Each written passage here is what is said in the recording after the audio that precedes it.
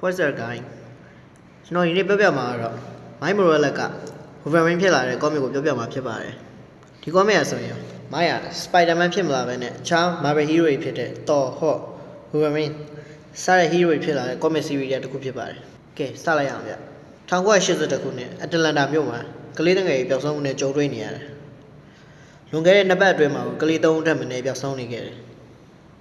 ဒီပျောက်ဆုံးမှုရဲတွေကမဖြေရှင်းနိုင်ခဲ့ကြဘူးကလေးတွေကိုဘယ်သူတွေခိုးသွားရလဲခိုးခန့်ရတဲ့ကလေးတွေကရောဘာဖြစ်သွားခဲ့တာလဲဒါမှမဟုတ်ဒီပြဿနာတွေကဘယ်တော့မှပြီးသွားမှလဲဆိုတော့သူမှမသိခဲ့ကြဘူးမြို့တော်ဝင်ကတော့ဒီကိစ္စကိုဖြေရှင်းဖို့အတွက်ရဲရင်အားကိုထပ်တိုးမြင့်ခဲ့ပေမဲ့တစ်နှစ်ကြာတာတော့မှကလေးတွေဘဝလုံခြုံမှုမရှိခဲ့သေးဘူးMiles Moralesကသူ့လက်တွေကိုပြန်ကြည့်ပြီးတော့တခုထူးဆန်းနေခဲ့တယ်ဒါကိုသူ့အမေကိုတော့ပြောခဲ့ပေမဲ့သူ့အမေကရေးမဆိုင်ခဲ့ဘူးတစ်ဖက်ကမ်းမှာတော့သူ့အဖေနဲ့ဦးလေးနဲ့စကားများနေခဲ့တယ်သူ့ဦးလေးကထောင်ချတော့မှမလို့သူ့အဖေကိုလာပြီးကူညီတောင်းတာပါဒါပေမဲ့သူ့အဖေကကူညီဖို့ညှင်းဆန်နေခဲ့တယ်ဒီအချိန်မှာမိုင်းကသူ့လက်ကထူးဆန်းနေတာကိုပြောဖို့ကြိုးစားပေမဲ့နှင်ထုတ်တာကိုခံခဲ့ရတယ်မိုင်းကအိမ်ကထွက်လာခဲ့တယ်သူ့ရဲ့နောက်မှာတော့သူ့ကိုကားတစ်စီးကစောင့်ကြည့်နေတာတော့သူမသိခဲ့ဘူးနေ့တစ်နေ့ရဲ့အဆုံးမှာငါတို့အားလုံးရရှိခဲ့တာမိသားစုဆိုတဲ့အရာပဲဒါပေမဲ့အဲ့ဒီနေ့တစ်နေ့ကဘယ်တော့မှမပြီးဆုံးသွားခဲ့ရောဒီပန်နယ်ရဲ့ဆုံးမှာတော့မားရဲ့မိဘတွေကိုလည်းဆုံးသက်ထားပါတယ်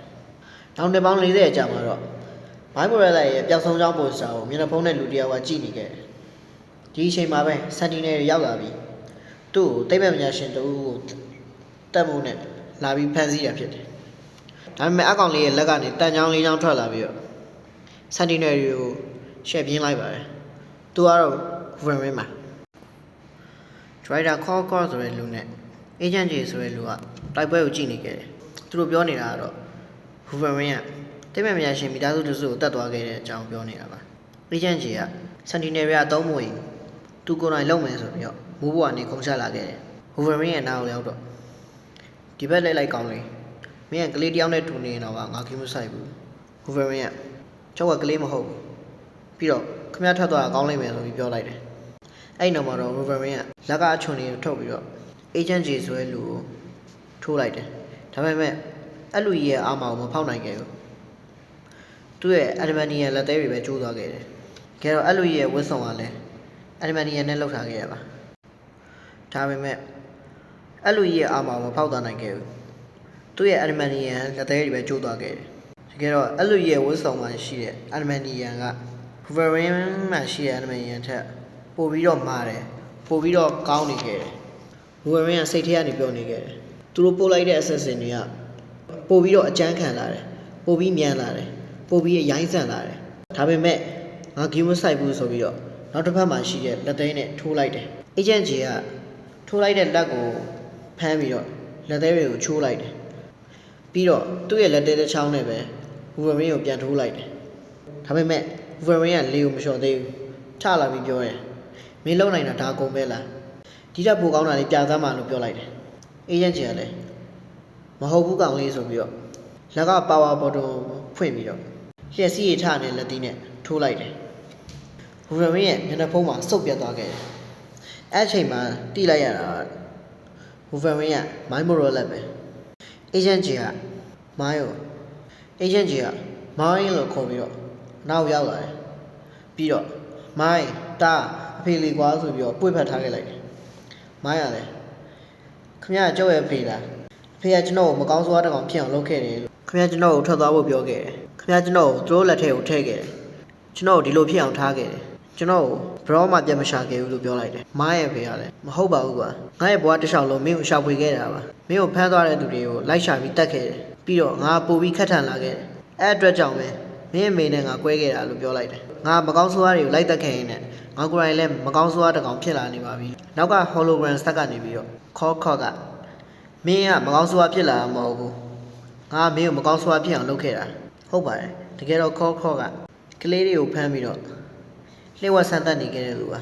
သူကမိုင်းကို Adamantium တွေထိုးသွင်းပြီးဆန်းသက်ခဲ့တာပါဒါပေမဲ့မိုင်းကထွက်ပြေးလွတ်မြောက်သွားခဲ့တယ်ခေါ်ရဲ့မျက်နှာကိုလည်းစုပ်ပြတ်တက်အောင်လုပ်ခဲ့တယ်အဲ့ဒါကြောင့်ပဲခေါ်ကိုသူ့ရဲ့ကလေးတွေကကြောက်လန့်နေခဲ့တယ်သူမိမတော့သူ့ကိုမထိချင်ခဲ့ဘူးသူတို့မိသားစုကွဲခဲ့တာမိုင်းကြောင့်ပဲဆိုပြီးတော့မိုင်းတို့မိသားစုကိုလည်းကွဲအောင်လုပ်ခဲ့တာပါပြီးတော့သူတို့စီကိုအလုံးကြီးတစ်လုံးပို့လိုက်တယ် အဲ့ထဲကနေပြီးတော့စေပါသူ့ကိုထွက်လာပါတယ်သူကတော့မိုင်းရဲ့ဦးလေးအေဘရွန်မှာခုနအလုံးကြီးကျလာတဲ့အချိန်ကြောင့်မှောက်နေတဲ့မိုင်းစီကိုရောက်လာပြီးတက်ဖို့လုပ်တယ်ဒါပေမဲ့မိုင်းရဲ့ဖေကတားခဲ့တယ်အေဘရွန်ကခမရကိုကြုတ်ကူညီတောင်းခဲ့ရတော့မှကျုပ်ကိုမကူညီခဲ့ဘူးထောင်ကျစေခဲ့တယ်ဒါပေမဲ့ခေါ်ကကျုပ်ကိုထောင်ကနေထုတ်ပေးပြီးတော့ဒုတိယအခွင့်အရေးပေးခဲ့တယ်ကျုပ်ကိုထောင်ကနေထုတ်ပေးပြီးဒုတိယအခွင့်အရေးပေးခဲ့တယ်ခမရမိသားစုဆိုတော့ဂယူးမဆိုင်ခဲ့ဘူးအဲ့အတွက်ကြောင့်ကျုပ်ကလည်းဂယူးဆိုင်ဆရာမလို့ဆိုပြီးတော့မိုင်းကိုထိုးရမယ့်အချိန်မှာအဲ့ဒီအချိန်မှာမိုင်းရဲ့ဖေကထလာပြီးတော့လျှက်စီးထနေလက်သီးနဲ့ထိုးဖို့လုပ်တယ်ဒါပေမဲ့အေရွန်ကသူ့ရဲ့လေပင်ကိုညှစ်ထားလိုက်ပြီးတော့လက်သင်းနဲ့ကုတ်လိုက်တယ်သူလည်းအက်ဒမန်နီရဲ့လက်သင်းနဲ့ပါပဲပြီးတော့အဆုံးသတ်တော့မယ့်အချိန်မှာပဲမိုင်းရဲ့ဟီလင်းဖက်တာထလာပြီးတော့သူ့ရဲ့ကျိုးနေတဲ့လက်သေးနေရာမှာအယိုးလက်သေးထွက်လာခဲ့တယ်ပြီးတော့အေရိုနောက်ကနေပြီးတော့ထိုးပြီးတော့စရိုက်ကုတ်ချစ်ပြလိုက်တယ်ပြီးတော့သူ့အဖေရဲ့ဓာတ်ကိုကင်ပြီးတတ်တော့မယ့်အချိန်မှာပဲမိုင်းရဲ့ဖေကသူ့ကိုမတတ်နဲ့ကောင်းလေငါတို့လည်းပြန်ကြည့်ပါဦးငါတို့ကမိသားစုတွေလေကွာလို့ပြောလိုက်တယ်ငါတို့ရဲ့အတိတ်ကိုလွတ်လွတ်ပေးလိုက်ပါတော့မိုင်းကလည်းဓာတ်ကိုချသူ့ရဲ့လက်သေးကိုပြန်သိမ်းပြီးတော့ခုနတန်အားကြောင့်တေတော်မဲ့သူ့အဖေစီရောက်လာတယ်မိုင်းရဲ့အဖေကမင်းအသက်ရှင်နေတဲ့အတွက်ငါပြောပါတယ်မင်းအမေကိုရှာတွေ့ခဲ့ရင်လေငါတောင်းပန်ပါတယ်ဆိုတာကိုပြောပြပါအောင်မင်းဆိုးတဲ့အလုပ်ထက်ကောင်းတဲ့အလုပ်ကိုရွေးနေတဲ့၍အမုန်းတရားထက်အချစ်ကိုရွေးနေတဲ့၍မင်းမကောင်းဆိုးရမဟုတ်ပါဘူးလို့ပြောပြီးတော့အတန်ကြီးတိတ်ဆိတ်သွားခဲ့တယ်မိုင်းကသူ့အဖေကိုမင်းမြုပ်ပေးခဲ့တယ်ပြီးတော့ခေါ်ဘက်ကိုလှည့်ပြီးတော့ခေါ်ကမင်းဘယ်နေရာမှမပုံလို့မရဘူးမိုင်းကလည်းငါမင်းကိုလာရှာမှာ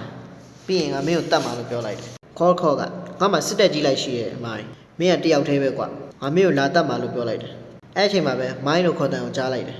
နောက်လိုက်ကြည့်လိုက်တော့အိတ်စမန်တက်ဖွဲ့ကိုတွေးလိုက်ရတယ်အိတ်စမန်တွေကမိုင်းကိုခေါ်ဆောင်သွားခဲ့ကြတယ်ဒီကွန်မန့်ကဒီမှာပြီးပါပြီဗျအားလုံးပဲနောက်ဗီဒီယိုမှာပြန်တွေ့ကြအောင်ဗျကျေးဇူးပါ